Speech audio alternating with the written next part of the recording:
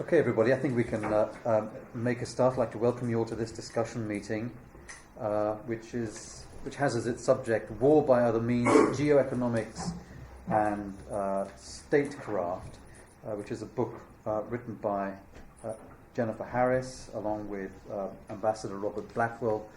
Bob Blackwell is known, I assume, to many of you as a former member of the ISS International Advisory Board and also a trustee of this institute. This whole field of geoeconomics is one in which the Institute itself has been trying to make some inroads. We've been trying to sort of map and explore this subject in the last few years or so. We've had an Adelphi book on the way in which new centers of economic power are, through greater geopolitical influence, beginning to reshape the multilateral trading system, the extent to which similar dynamics may affect the international monetary regime further down the road. And it seems to us that this whole economic factor in international and strategic affairs is an important, increasingly prevalent one, and one that needs to be addressed. I think this book is particularly important and interesting, not least for its Clausewitzian allusions in the title there, but because it focuses on, in particular, the challenges faced by the United States and by extension by some of its allies. And I gather that some of the key questions you get to grips with are the extent to which America is using its economic tools and levers in as efficient and effective a way as it could be in order to pursue its geopolitical objectives, the degree to which it faces constraints in that area, even though it is the principal architect of the international economic system as we know it today, and whether some of those difficulties and constraints are generating a situation in which America's sort of strategic profile and levers are becoming a bit lopsided, tending more towards the military and the security dimension to the neglect of those economic levers that it does have at its disposal. So Jennifer's going to talk to us for about 20 minutes or so on the record. Jennifer's a senior fellow of the Council on Foreign Relations. She was on Secretary Hillary Clinton's, I'm going to have to learn to pronounce that name better, aren't I, given the verdict yesterday, policy planning staff at the State Department, and was a core participant in the idea of economic statecraft and the agenda for that, which I guess we may see put into effect after January of next year. So over to you, Jennifer. Thanks very much for coming. Thank you, Adam, and thank you to IISS for hosting me. This is the fun part of squirreling away in one's office and writing a book in monastic fashion for a couple of years to come to rooms like this and tell stories, which is what I principally hope to do, and leaving plenty of time for what I really want to have, which is a discussion and a back and forth. So I hope you have lots of hard questions. I thought I'd begin with a story, and then just go from there to ask and answer 4 basic questions, which get to the overall arc of the book. So this story begins in Kiev in the summer of 2012, which was months before CNN and BBC, vans were parked outside the Maidan for many months watching the protests that eventually erupted. Vladimir Putin was on hand in Kiev in July of 2012, there to celebrate an ancient Slavic holiday known as the baptism of the Kievan Rus, which is more or less taken as the annual commemorating of the idea of the Russian nation. And he began his remarks, as expected, with an appeal to cultural solidarity, but his tone quickly shifted, instead making a case for Ukraine to reject the then pending partnership agreement with the European Union in favor of Putin's own alternative in the Eurasian Customs Union, very much couching these two as alternatives, as mutually exclusive. And he made a 20-minute speech or so. No one really thought much of it until the next day when he returned to Moscow and saw fit to underscore his plea by sanctioning chocolates These not being just any chocolates, these being Russian chocolates owned by Petro Poroshenko, the now leader of Ukraine. And that really was the opening shot of what became a protracted economic assault that eventually boiled over into the military conflict we all are still grappling with. Over the next 3 or 4 months, beginning from those unfortunate chocolate sanctions, you saw Ukraine's exports to Russia drop some 35%, and always one to mix carrots in with sticks. As Ukraine's economic situation grew more dire into the fall, you saw Russia tender a bailout offer to, by then very embattled, Prime Minister Geoeconomics in Ukraine, on the order of about $15 billion, all of which were repurposed Russian state-owned assets, sovereign wealth funds, and Gazprom revenues, which those of us at the State Department who follow the economic portfolios and looking for their strategic dimensions had been, prior till that point, assured that Russia's sovereign wealth fund, and indeed all of these sovereign wealth funds, were just market actors in the markets to make a quick buck, nothing to see here.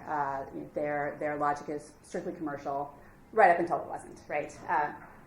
And it was funny because a former Ukrainian foreign minister was watching all of this play out, and the week after the sanctions on Russian chocolates came down, she said, after chocolates, there will be cheese. After cheese, there will be pipelines. After pipelines, there will be something else. I don't know what, but I'm afraid the closer we come to the deadline for this pending European Partnership Agreement, the more these non-standard situations in Ukraine will grow. And she clearly understood the nature of the game afoot at that point. It was clear that this was a geopolitical agenda that Russia intended to enact through reaching for its economic instruments. Even as I won't speak for what the attention span here in London was, but from where I was sitting in the U.S. State Department at the time, no one was watching this. And so had we, it's obviously impossible to go back and write a counterfactual.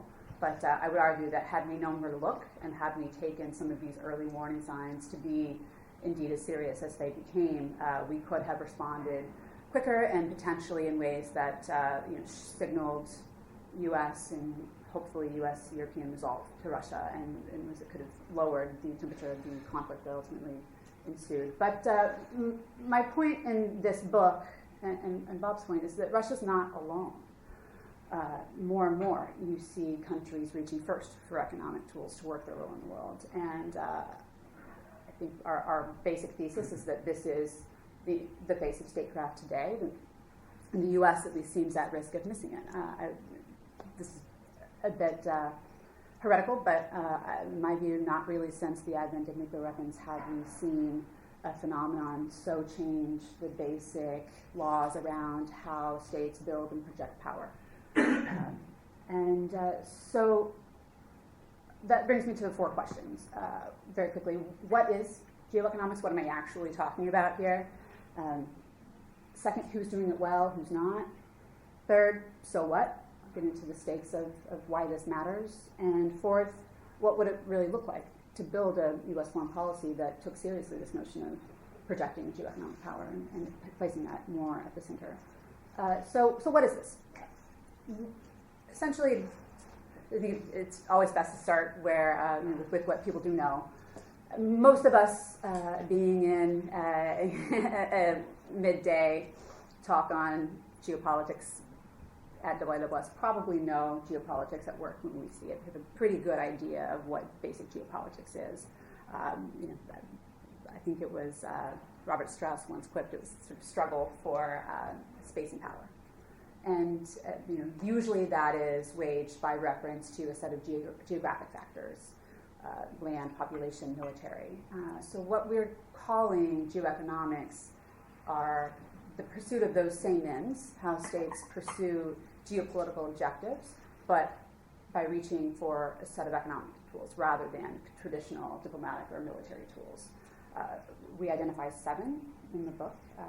These are just my answer. I was struck that there is no comprehensive framework for what is the universe of specific instruments this we could be talking about when we're talking about how states project power through economic tools. Obviously, people have written on isolated aspects of this, wide body of literature around sanctions, certainly, even some historical treatments of the way that monetary policy has been used as a geopolitical tool. But no real attempts to put all of these things together and begin to distill some predictive insights about what makes countries better or lesser suited at using them.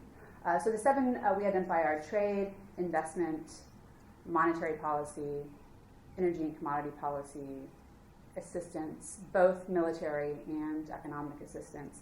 Military being the least interesting of the lot, in my view, only there really because money is fungible. And so money that the U.S. is giving to the Egyptian government and for military aid is freeing up budget space, right, for other public spending.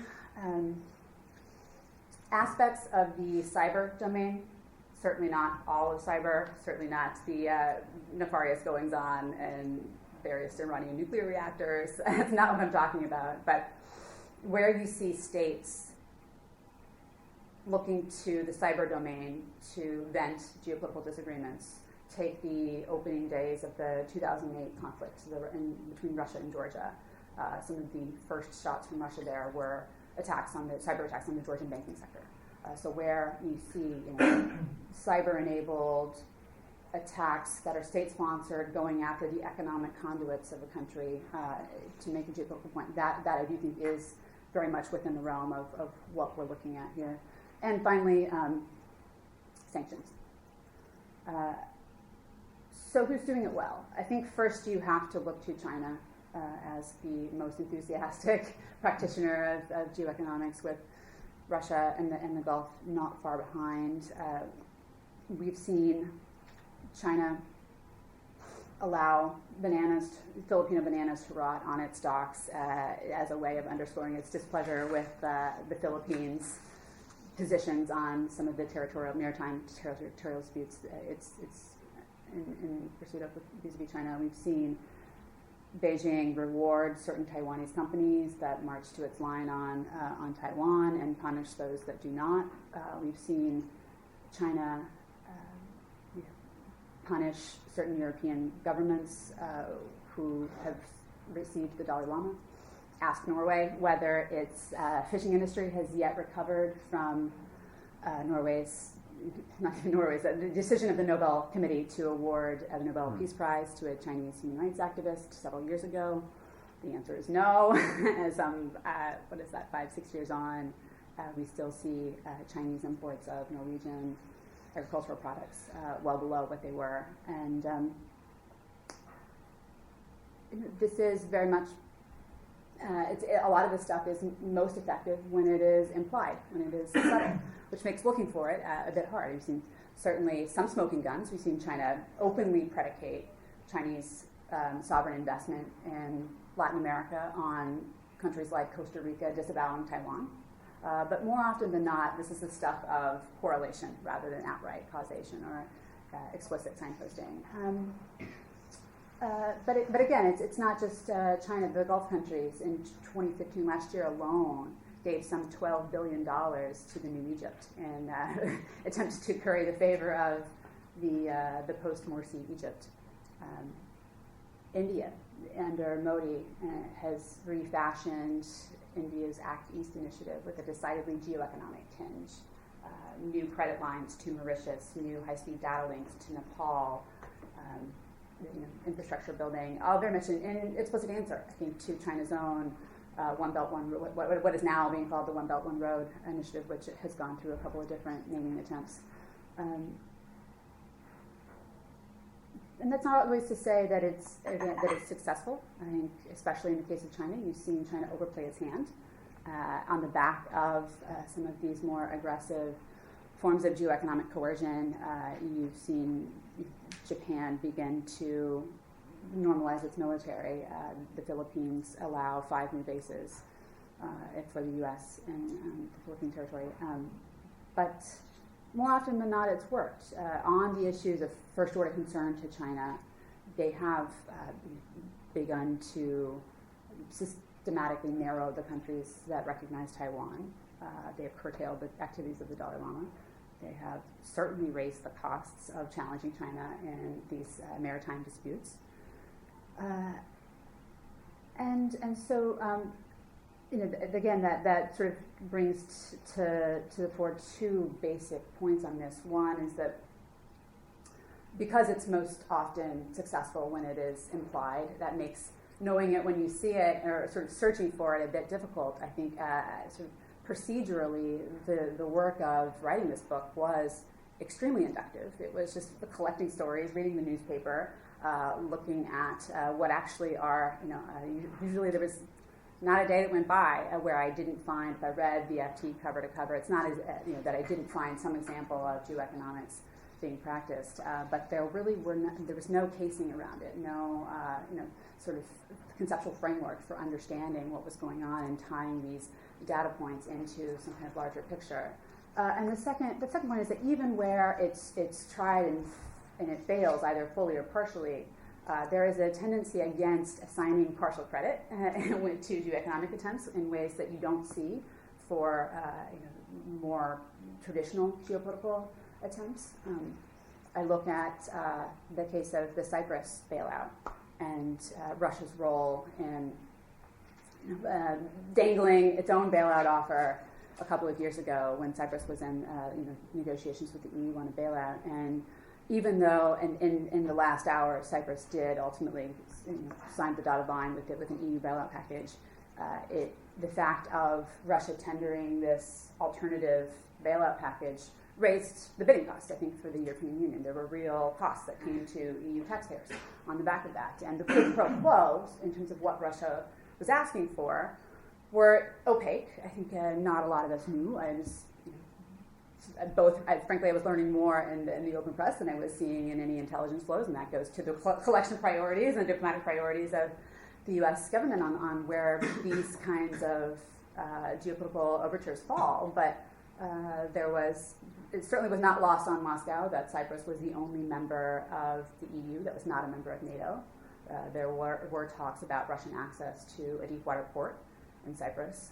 And I think Qatar is another great example of a country who has practiced geoeconomics with extreme abandon and has mostly been, a string of spectacular failures.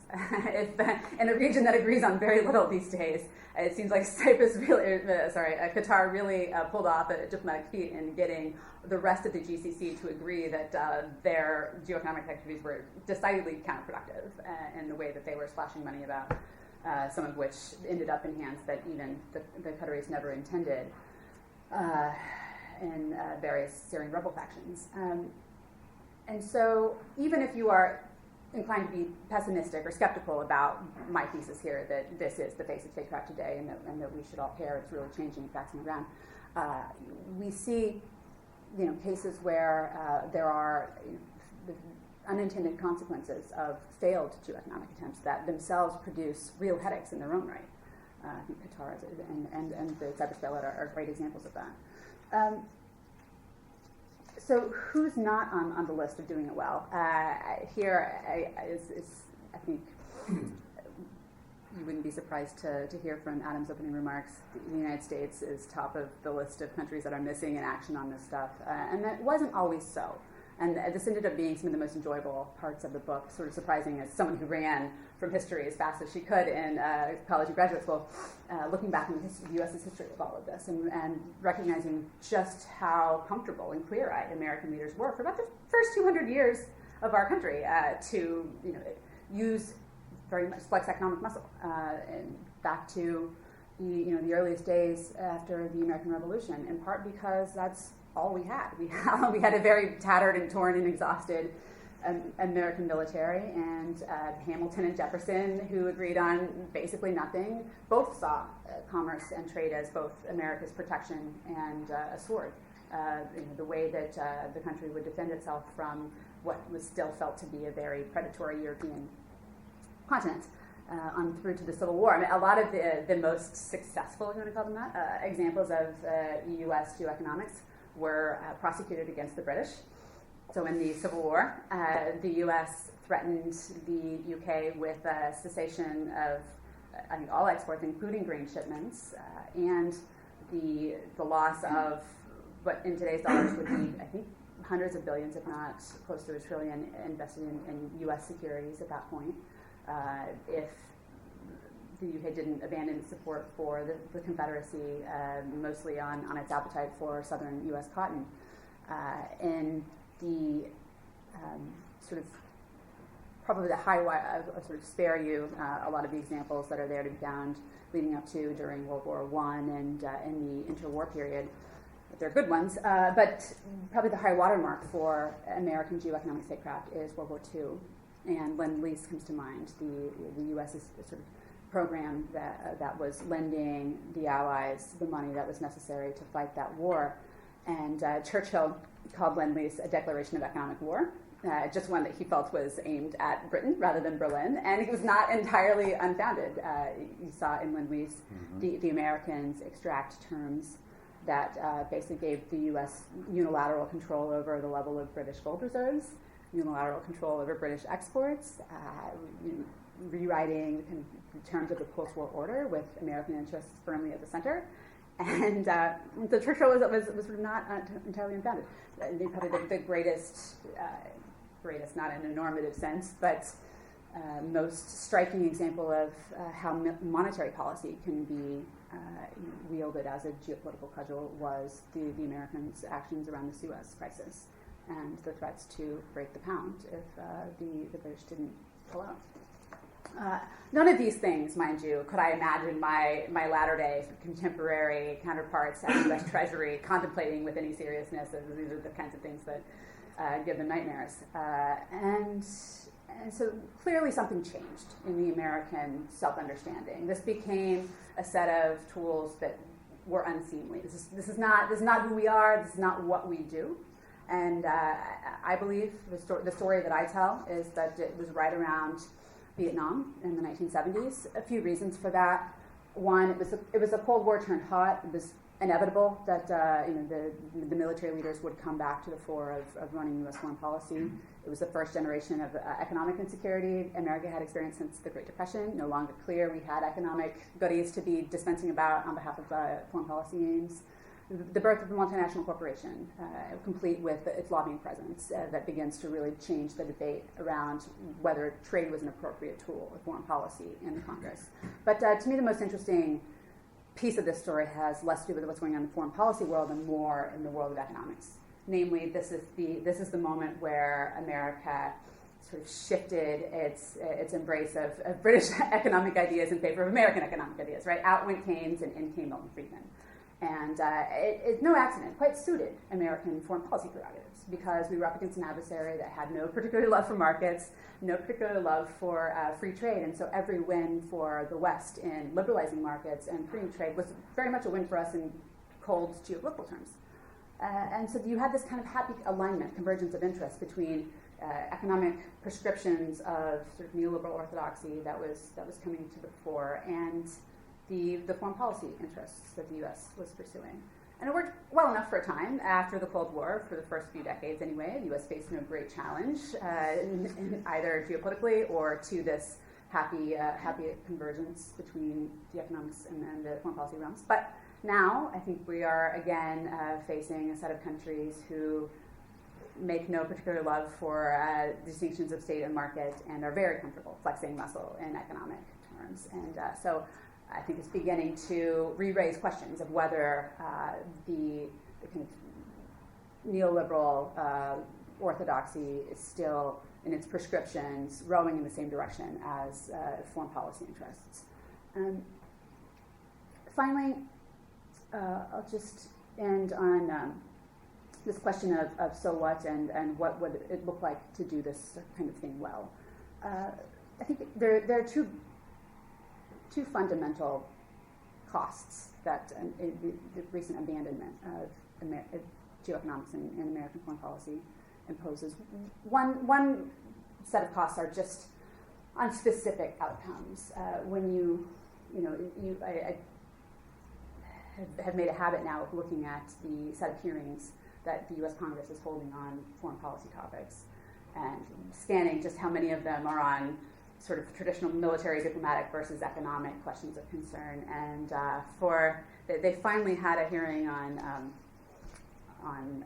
sort of the geopolitical consequences of U.S. indebtedness recently, but that broke about 8-9 week streak where of the 2 dozen hearings that Congress was holding every single week, 0 were on economic as opposed to harder security topics. And I think that this weighs on specific U.S. policy aims. Had we, I started with the example of Ukraine, had we been focused on the right things, I think you would have seen a more successful Ukraine policy coming from Washington. Why it was that the U.S. allowed ISIS to earn the title of the world's best bank robbers by early 2014, having more gold in custody, fiscal gold in custody, than anybody short of Fort Knox. And only 8-10 months later did the U.S. really begin to go after some of the economic transmission lines for ISIS. So we are seeing certain foreign policy outcomes just worse made off for the myopic concern on the rough and tumble military and diplomatic questions of the day. But I think over time, this risks building into a structural advantage that the U.S. will find it hard to reverse if this entire new playing field around geoeconomics is opening up with pretty sophisticated, increasingly sophisticated players, and the U.S. is completely absent. What does that do to overall sort of options? And I think you've begun to see this because the second major cost is just around an over-militarized U.S. foreign policy. I grew up on an Army base in southwest Oklahoma. My father was in the Navy Reserve for most of my upbringing, activated after 9/11. I've very personally, directly seen the costs of an over-militarized, what we are asking of American families when we are sending troops to war. And so I do not take lightly U.S. military commitments. So very much part of my wanting to strip some of the moral undertones about whether these tools of geoeconomics are proper to use is wanting to commensurate. If we are going to talk morality, make sure we are talking morality of all of these options, because where the alternative is war, those have costs as well. And so, finally, we conclude the book with 20 specific recommendations that I will not belabor here. But if we were to take this more seriously, I think any effort to do so would involve 3 basic ingredients. Number one is a conceptual framework and some ability to really know what we're talking about within all of the various bureaucratic elements of the U.S. government. And within that, some ability to account for the costs. I'm not saying these options are cost-free. Of course, they have costs, but the point is that so too do every other form of statecraft, especially war. Second, with that framework, I think should come a reprioritization of working this stuff into the bloodstream of our alliances. Why it was that the U.S. and Europe, for building the most sophisticated military alliance the world's ever known, and NATO, allowed really, it's still today, 2 partners who in the trade world have not managed to move beyond very basic most favored nation trading status. We are in the midst of negotiating a trade agreement with the EU, but even there, it's not as if for the strategic origins that TTIP started with, and it very much was seen as a strategic project, at least as much as an economic one from the U.S. side. We are back to fighting over clearing washed chicken, more or less, in the TTIP rounds. Any semblance of the strategic stakes, or let alone building into the design choices we're making, strategic elements, and that could include, sanctions cooperation, coming into certain shared understandings about what is owed on the economic security side between military allies. I think would be a useful exercise, and whether that goes in TTIP or somewhere else, I think it's a fair question. And finally, resources. A number I like to throw out a lot is $713 million, and I won't quiz you all because American audiences are usually stumped, but that is Monday through Wednesday in Afghanistan. So when we are talking about trying to scrape the diplomatic, bottom of the diplomatic purse in the State Department to come up with aid for Ukraine or for ASEAN. That's usually what I would say back is $713 million Monday through Wednesday in Afghanistan. If you believe that the point of where a successful Ukraine policy should be as much about what we can do for Ukraine as to Russia. The U.S.'s aid envelope for Ukraine last year was less than half of this figure. It was about $340 million, so less than half of Monday through Wednesday in Afghanistan.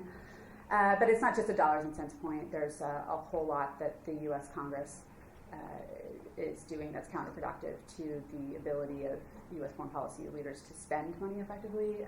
We tendered a pretty good package to Egypt in the early days, and Tunisia after the sort of early days of the Arab Spring in May 2011. It was $1 billion debt swap to Egypt. It were enterprise funds for Tunisia and Egypt modeled after successful funds in some of the former Soviet countries and on through. And when I left the State Department 3 years later, neither of those enterprise funds had yet cut their first check, and we were still arguing with ourselves within the U.S. government about how to spend this $1 billion debt swap to Egypt. And a lot of that had to do with getting Congress to greenlight money that we, the State Department, already had for all of these efforts. So I will stop there. I look forward to your questions and love to take it wherever you like. Okay, thanks very much, Jen. I think it's a very laudable effort to try and impose some intellectual order on a subject because it encompasses economics and politics. It's basically all of strategic life. So it's a very difficult, challenging task. Lend-Lease, I think actually Churchill called it the most unsordid act in history, which of course was far removed from what he actually thought about it. But you take what you can get at the time and you package it and you spin it as best as you can. We'll open it now to some questions and comments. Maybe I'll just kick it off by asking two quick ones. First of all, on the question of China that you singled out as being a particularly effective user of this tool of geoeconomics. A couple of years ago, we did a study looking at the incursions China was making in Africa, where they seemed to be penetrating all of these different markets and sewing up a lot of political support in addition to economic assets, which was implicit. The thing that surprised us was how disjointed it all was, how many different agencies there were involved, what the lack of coordination between them was, and so it was almost as if China's interest was being acquired, much like the British Empire, in a state of absent-mindedness. And I just wondered whether that resonates with what you've seen, or whether there's been some significant improvement, which is then going to be brought into play with respect to this Belt and Road Initiative, which is, on the face of things, a highly ambitious geostrategic, geoeconomic project, about which, however, you sense, including in China, some anxiety about whether they've got the bureaucratic competency to follow this through, whether they've got the attention span to maximize the potential, and whether they've got all their ducks lined up in deciding where they need to go first. So that was the one thing about China. The second thing is, do you think that America has begun to recover at least some of the sense of needing to pay greater attention to geoeconomics in respect of how it has reformulated its pivot to Asia? So initially, the pivot was, certainly received as being primarily military led, but then there was a kind of a slamming on of the brakes and said, no, it's not just that, it's also social, it's cultural, and it's economic. And now we have the TPP, or I lose track of these acronyms. Isn't that trade agreement a sign that maybe there's a bit of muscle memory still there in terms of the arts of geoeconomics? So I thought the example that you were going to give was U.S. sanctions in recent years. Oh, sure, yeah. Which I forgot to, and usually, call the exception that proves the rule. I'm happy to go into more detail if you're interested.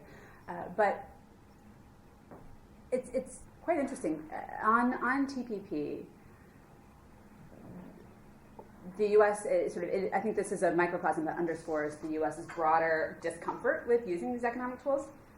The U.S. is quite comfortable marketing TPP and indeed TTIP as a strategic project, as the President Obama himself has called TPP a referendum on U.S. leadership in Asia. Secretary of Defense Ash Carter came to my office at the Council on Foreign Relations about a month ago, calling TPP as important to the U.S. military as an aircraft carrier. So, when it comes to marketing these things, America is all in and very happy to do so along with geopolitical rationale. The only problem is that if indeed this was meant to solve for strategic challenges in Asia, you would have a very different agreement than the agreement that they brought home. And this really goes to the design choices of the thing. I tend to give three quick examples here, those being SOEs, currency, and any kind of mechanism to begin to steal TPP member nations, U.S. allies in Asia, from the kinds of economic coercion that from third parties that they're seeing these days, which is code for China. There is, I think there's a healthy debate to be had about whether currency belongs in a trade agreement or not. But setting aside the economic rationale, China, if you believe that China's current account surplus is due, at least in important part, to its currency policy over the last 10 years, recognizing, I think, that the RMB is, if anything, overvalued today, that current account surplus is what's financing One Belt One Road, and a lot of it's state-led going out initiatives, and it's not particularly exposed to any downturn right now in China. So on a just sheer geopolitical logic, I think there's a real reason to bring to heel the ability for countries to build up massive current account surpluses, which is cash that should be in private bank accounts that is instead in sovereign hands, that countries can do with what they will. SOEs, yes, there is a chapter on SOEs in state-owned enterprises in TPP. It's not worth the paper it's written on, in my view. I helped draft the opening offer for the U.S. position on that issue. And we so thoroughly, got wrapped around defensive concerns that I believe that chapter does more harm than good for precedent. It's bringing state-owned enterprises to heel in a meaningful way, notwithstanding the massive carve-out that they gave this Singaporean sovereign wealth fund, which I think it was not lost on China. And then, no one even was contemplating beginning to talk about collective economic security arrangements or setting down norms to push back against geopolitically motivated trade sanctions of the sort that you've seen China level all over at whoever is on the other side of the table of some of these maritime disputes. I think there are cases where, like sanctions being another example, where Obama really could take a victory lap of meaningfully leading with some of these economic tools, but yet, it could even begin to build it into a larger government philosophy. I think that President Obama got the diagnosis quite right in his last State of the Union. And he said America is at a point where we can neither afford to retreat into isolationism nor bomb our way out of every problem. The only problem is that he didn't have a second stanza. He didn't have an answer, and I think this could be that third approach, that U.S. A governing philosophy for U.S. foreign policy that has now tried a few years of strategic restraint after a full administration of George W. Bush, and find both of these things to be lacking. On your first question of remind me again, briefly. Are the Chinese as good as you think they are? Right. I was coordinated. So I was just in China a couple of weeks ago, and it was 15, quasi-academics like myself and 15 Chinese counterparts, at least a few of which were from the PLA, which is quite interesting. It was telling as much for what the Chinese didn't say as what they did, and they really wanted to talk about One Belt, One Road, and they were quite candid on its geopolitical motivation, but I think that was because they would rather talk about that than some of the more uncomfortable topics around the Southeast China Sea or Taiwan, or let alone the kind of domestic spending upsurge that you've seen in China. It's not exactly the best return on investment if you're facing an economic downturn. But it seems as if China's basically just setting the table, laying out various incentives for Chinese companies to avail themselves of in return for participating in this One Belt, One Road that would take them to Africa or Central Asia or elsewhere. And what's striking to me about that is that for the very fair criticism that a lot of what I could be talking about, at least examples that I've given of China or Russia doing this well, are totally an anathema to the basic political and economic commitments that America and I think certainly the UK share. This is something that a lot of it is just going to be off the table, just off limits for us, as it well should be. But in the way that they've designed OBOR, One Belt One Road, that's actually not the case. There's nothing really there that the U.S. couldn't also do. It's basically just holding out a set of incentives that private U.S. companies, UK companies could avail themselves of to go out. And there are meaningful nuances and differences. I think that within SOEs in China, to move up the ladder, you need to be seen to be marching to the whatever bulk speed is coming from Beijing. And it's not to say that Boeing would feel the similar pressure from whatever outbound investment initiative President Obama would roll out. But it is, there's at least as much there that the U.S. and I think the UK and EU could do in terms of commonalities as things that just would not sit well with our system. Great, thank you very much. We have 20 minutes. Do identify yourself before you ask the question for Jen's benefit. Gentleman here is first to catch my eye. My name is Matt Al-Konsari. I'm a member of the Institute. A few days ago, the Iranian Supreme Leader sort of attacked the United States, saying that post-nuclear agreement, that the United States had not followed through with, with its commitments regarding, the after effects of sanctions, now that the sanctions had been gone. And of course, everybody is more or less informed that whereas trade with Iran is not possible, the fact is that huge banking restrictions and dollarization, or whatever you call it, are being applied. Now, would you categorize that as geoeconomic application of geoeconomics by the United States in a sort of a very contemporary setting, which is no less than what the Russians or the Chinese or anybody else would do? Yeah, thank you. That's a great question, and the short answer is yes. And that speaks to a larger point that I should have made, which is that the U.S. has a lot to work with here if they so choose. We still have the largest economy in the world, a banking sector through which the vast majority of transactions must pass. We have an energy revolution, the upper bound of which I think we still do not know. So there's a lot on the table that the U.S. could use effectively if they wanted to. And I think you have seen with the Iran and the Russia case sanctions some forward progress, some beginnings of that, even as it hasn't occurred to the president to really turn this into the answer that seems to be eluding him in terms of an overall governing philosophy and foreign policy. And specifically, how American policymakers have designed these sanctions, they've gotten a lot. They believe they've gotten a lot of value out of what they call constructive ambiguity, right? Kind of only clarifying where the line is once a bank does something and then comes and asks for clarification, and sort of just hoping that the people who are staffing the risk compliance offices in these banks are typically risk averse by nature, will sort of make sure that if there's a fuzzy line that they stop well shy of it. So I think there's a sense that by remaining ambiguous, they get U.S. Regulatory apparatus gets a bit more bang for its buck. I'm not sure if that's as wise as Washington seems to believe it is.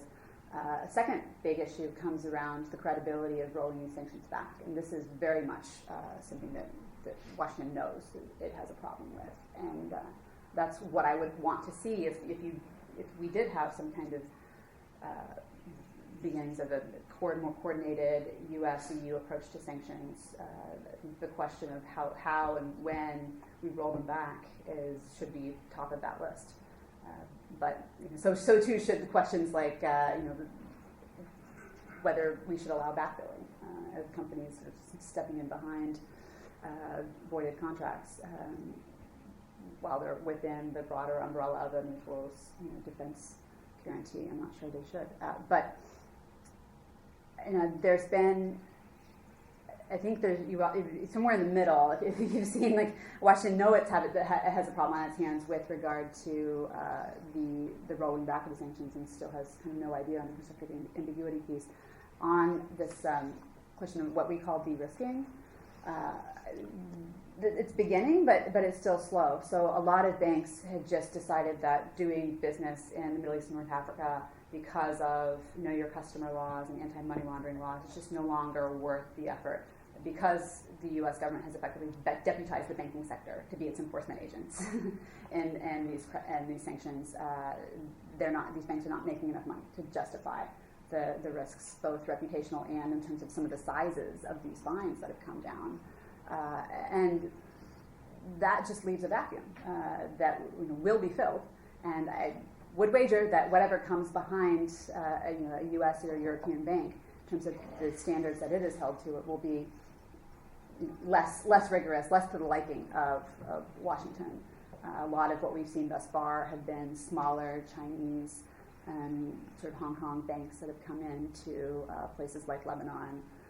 And I think that is beginning to start a conversation about the unintended consequences of some of the very onerous pieces of U.S. sanctions on Iran.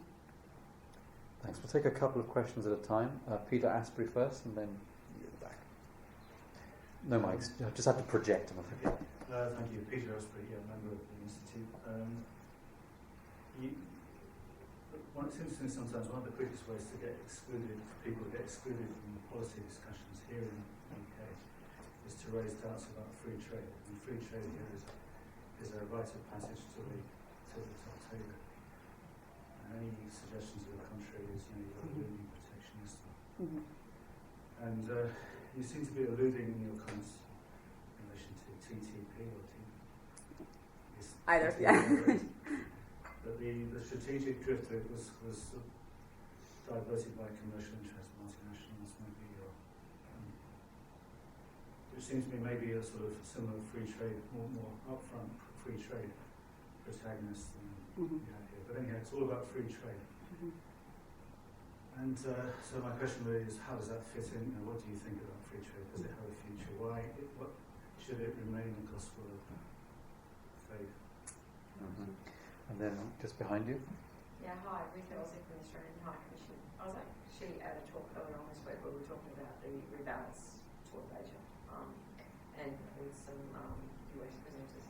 And we're talking about the fact that the military instrument seems to be disproportionately, focused on in that rebalance, and perhaps, unfairly looked upon as being the sole tool statecraft used in that area, when there really should be more looking at the moderate balance of the instruments used there. But I think what was interesting was presented was the view that there's national security illiteracy in Washington, where they're just focusing on individual crises instead of a solid national security strategy which prioritises and uses all the tools of statecraft, which economics will do one of them. Would you agree with that? Yes and yes are the answers to both of your questions. So I'll try to be brief. We can get a couple more questions in. But I very much started out, I think, in the conventional camp on trade, and believed that there was some dress code for being taken seriously on trade. But I have now become I'm a bit heretical in Washington in my views these days on this issue. Helped, I think, informed in part by the work of folks like David Otter and Hanson and Dorn, some top-flight American economists who have just told the rest of the world, the rest of the country, what places like Michigan and Ohio and the industrial belt of the country have long known, which was the consequences of liberalization to China specifically were far more severe than anybody realized. And if you knew where to look in terms of the disability claims rather than unemployment on the unemployment rolls per se, you could find the real story. But so I mean, in part, I think it's just you're seeing the discipline of economics catch up to just the facts on the ground. But my own view is that we are soon approaching a moment where the costs for the United States of serving as the buyer of last resort, the one willing to run a current account deficit, a trade deficit, so that other countries can run a surplus, unless Mars is willing to run a current account deficit. That's just the economic physics of the thing. The costs of doing that are going to soon surpass the benefits of undergirding the open trading system that the U.S. serving that role has allowed for. And when that happens, all bets are really off. And so I believe that the U.S. would do well to insist upon some amendments to this grand bargain sooner rather than later.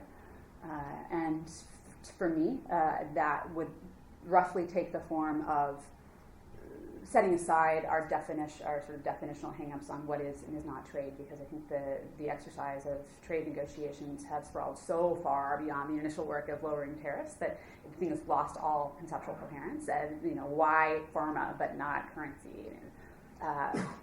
That we just need to develop a new test. And mine would be: are you rowing in the direction of systemic stability or not? From Washington's view, the monetary policy that Germany was running between 2010 and 2013 was decidedly counterproductive, and I think was rowing against the grain of systemic stability. And so I don't think we should have been rewarding Berlin with the start of a trade agreement until that changed. And that's a pretty aggressive way of looking at where and how of trade, but that to me is probably in the long run better for the system. Can I just forward me just very quick? But do you think that Washington has got enough muscle to take on the interests involved? I mean, it's all very relative. Well, because interests are developed. I'm somewhat optimistic on this, actually, but I think we had to get to a point where you have both candidates for president of both major political parties in the United States come out opposed to a trade agreement that was very much felt to be U.S.-led and TPP. And so now that we are in this position, I think you have business interests in the U.S., and I'm just picking on the U.S. Chamber of Commerce, but beginning to talk in a meaningful way about redistributing the benefits of trade. I think we need much more robust support for worker retraining and trade adjustment. If we can even get back to the days of Reagan in terms of the historic levels, that would be a huge victory. And so that's the kind of, I'm more optimistic than I would have been 6 months ago. Ma'am, to your question, I used to jump up and down and sort of try to wave my arms in the opening days of the pivot to Asia back in the fall of 2011 and say, if 100 Marines in Darwin was the answer, what was the question? What exactly are we thinking we're achieving here? And it was thoroughly overly militarized in the opening stages, and I think Washington has paid that price ever since, and has tried to rebalance the pivot, and in part by bringing up the economic stakes, but it's been too little, far too late, and so I know this is something that Hillary Clinton gets, and that it was no accident that we rolled out her economic statecraft agenda in the same week that we rolled out the Asia pivot, because it was still mostly a work of education and educating the foreign policy watchers of a new definition of how to do foreign policy. I think we should have just sequenced them such that the econ statecraft stuff was coming 6-10 months before that, but that was lost. But at least she had the right theory of the case. So I'm hopeful that if she wins, that you would begin to see a much more thoughtful U.S. foreign policy that included economic as well as military needs. Thanks. Desmond Byrne. Member of the Institute. Thanks so much for the talk. There's a couple of questions. One was about cost, and you talked about the costs of a US policy, which put geoeconomics more to the fore. But the same applies to China, presumably. I read an article on the FT this morning about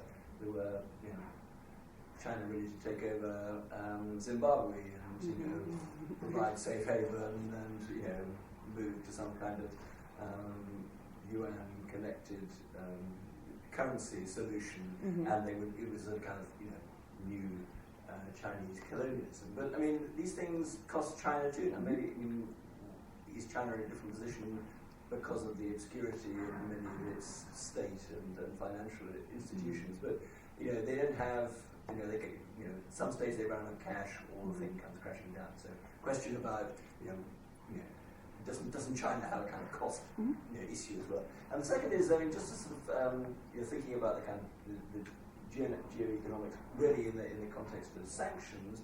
It seems to me there are some examples of success. I mean, you wouldn't have had an Iranian negotiation if there hadn't been sanctions, and some of those sanctions had to be not just American, but they had to be European as well. And some of it, of course, is about the severity. I mean, if you decide to take out SWIFT, then that's pretty severe. With Russia, SWIFT was kind of off the books, or not to be dealt with, and therefore the kind of severity was not as great. Arguably, the oil prices actually been much more have impacted in Russia. But I mean, there have been some successes, and it does seem to me that these instruments aren't completely neglected in the wider world. We'll take 2 more questions, I think, maybe 3. Gentleman right at the back. Charles Lillian, a member of the Institute. Actually, Desmond is, to an extent, more than I might have wished after my question, because the extent to which geoeconomics is a self-contained activity, or whether it is actually a step on an escalation. And certainly the Russian ambassador said, and I would say the ejection from the SWIFT system would actually be an act of war, are actually states upon which sanctions are placed or other entitled to take their own decision in an escalatory way to respond in a different way at a different level. Thank you. The member? Member Karakulukcu. I'm also a member of the Institute and also from Istanbul, Turkey.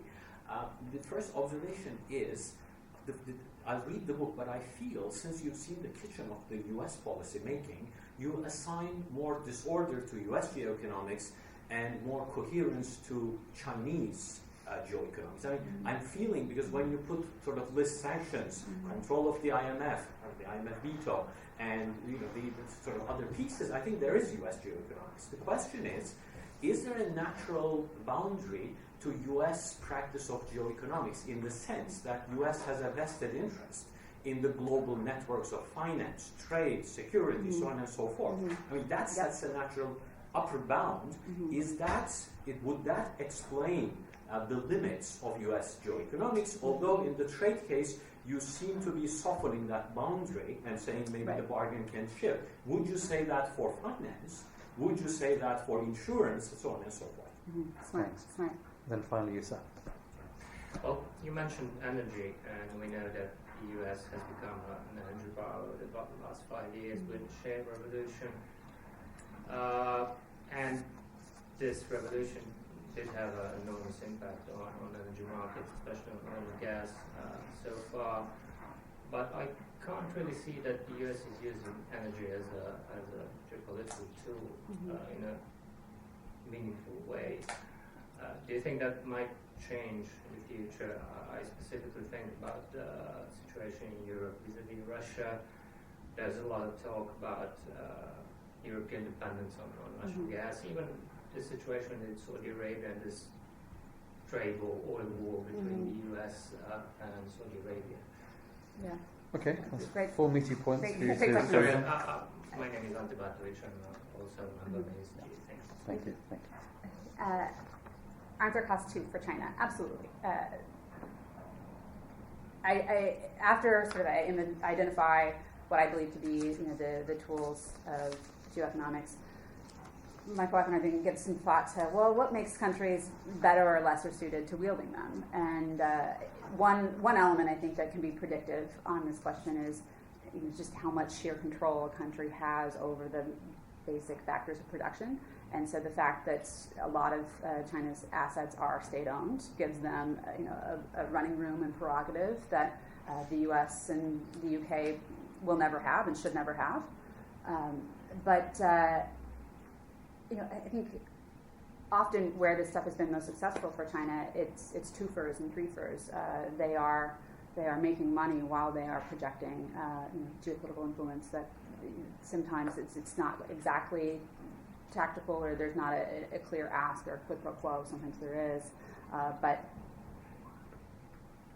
there are cases where they've been willing to accept those costs, because the real question is not, aren't there costs too? It's, what are the costs of the next best alternative for the aim that you're trying to achieve? And if you are trying to say, underscore a geopolitical disagreement with the United States, and you're Xi Jinping, are you better off, if you have $2 billion to budget for the question, buying some fraction of a Chinese aircraft carrier, after which the U.S. will still be hyper-dominant in the military realm, or would you want to short a very fragile recovery in the U.S. housing sector by Fannie and Freddie debt, which the Chinese still own quite a bit of. So it's, again, it goes to, a lot of the question of who owns who in terms of China's holding of U.S. sovereign debt tends to be negated on this idea of mutually assured destruction. If China dumped these bills, wouldn't they be taking costs too? Of course they would, but if it's over something as first order, enough as Taiwan, say, it could well be a cost they're willing to bear. Iran sanctions. Yes, absolutely. This is, I think, a real active geoeconomic savvy for the United States. And I tried to be clear in the book that sanctions is kind of the exception that proves the rule. And the U.S. has 30 sanctions programs in place under Obama. That's more than any other U.S. president, more actually than several presidents combined. And these are innovations in form as well as number. But what looks like perhaps an inevitable, policy course, maybe from the outside, was nothing of the sort. We were really building this plane as we were flying it, and had we seen fit to have better, more sophisticated terms of cooperation with the Europeans on how sanctions should go, how financial sanctions should go, should we ever need them, it could have been a much more seamless, effective process. I think it's true for both Russia and Iran. And no, sanctions aren't a self-contained activity. We try to be clear that military force isn't going anywhere. That's definitely part of the arsenal. These things, when they're at their best, should be mutually reinforcing. Throughout history, that's how they've been used. When you look back to some of the more effective shows of geoeconomics and the Cold War and the way that COCOM was operating, you definitely saw this backed up by military force, and there was an iterative quality to the U.S. diplomacy that was wielding both the economic and the military threats in ways that added to more than some of the parts. Chinese geoeconomic policymaking is certainly, I think there are aspects that are less monolithic than Washington certainly believes, but where you have, I think it goes back to the issues of first order geopolitical concern for China. And there you do see very clear quid pro quos coming from the highest levels in ways that just aren't possible. So when Xi Jinping receives another president, when Dilma Rousseff comes to town and he is able to occasion a state visit by ordering China's state-owned airlines to purchase 30 Embraer aircraft. You can imagine, Barack Obama ordering Delta or American Airlines to do the same thing. And so I think there are differences in the DNA. But on this question of the natural boundary for the U.S., I think that's actually really fascinating and something I gave a lot of thought to. And maybe a subject for a second book, I'm not sure. Because traditionally, where you have seen pushback to a more assertive, aggressive brand of U.S. geoeconomics, it tends to take this form. The argument goes basically something like, hey, isn't the U.S. as the architect for this world, the world America built, with the WTO and the IMF and the World Bank, don't we have a lot to lose by undertaking efforts that would undermine them somehow? Or as long as the U.S. is still the provider of global public goods, as long as we are still footing the bill for policing the sea lanes and whatnot, perhaps we have more at stake in maintaining the system than sort of a cheap shot, a one-off on making a point to Russia or Iran. But the problem with this is twofold. One, it imagines the benefits of this Bretton Woods system as undiminished from 1946 until the present day, when that's just patently not the case. China already, I think, has some 12 alternative arrangements to the Bretton Woods institutions that they've created just in the last few years. China Development Bank has a lending portfolio that outstrips the World Bank by a factor of 32. So whatever those benefits once were, I think that there has been a discount value that Washington has yet to really grapple with and assign when they are thinking through some of the specific cases. And second, I think there's a tendency to love these institutions a little too much in Washington, especially in the economic policymaking circles, the Treasury Department and whatnot. imagine, as Danny Roderick, a famous Harvard economist, liked to say, that the WTO had been created by Mozambique rather than the United States. How different do you think it would look, right? And there's a whole lot of politics baked into all of these institutions. And I think the U.S. at least forgets a lot of that, and we would do well to just be more clear-eyed about this fact, because these banks, not unlike the Supreme Court in the United States, play an important mediating function between all politics on one side and law, and there needs to be a certain permeability to national interests redefined to present-day circumstances, or else they risk, I think, irrelevance. So I think that you would have had these institutions been as geopolitically valuable as I think some of this thinking suggests. You probably would have seen a maintenance of effort from Washington that, in fact, seemed quite the contrary. It's how many years did it take us to do right by the IMF quota reforms? That we're talking about abolishing our Ex-Im Bank and our OPIC, the kind of the sovereign underwriting arm for private investment overseas. These are not the indicia that would suggest that if there is real geopolitical value, it's something that Washington, the foreign policy apparatus, appreciates and knows what to do with. Jen, thank you very much indeed for this commendable, as I said before, analytical assault on a gigantic topic. I just want to draw everybody's attention to two events that are coming up next week before we close. The first, which has a slight geoeconomic element to it as well, is the strategic implications of Brexit. Just in case you haven't had enough on that topic yet, Dana Allen is going to be chairing that on Monday morning, and the speaker will be Francois Isbourg. And then on Wednesday, and Laurie Friedman. And Nigel Linkster. It's not in my notes here. Okay, all right. Heavy bombers are coming in. And then on Wednesday, Philip Barton, who's just joined us as a consulting senior fellow, is going to be giving a personal perspective on Pakistan, where he was a high commissioner during his tenure at the Foreign Office.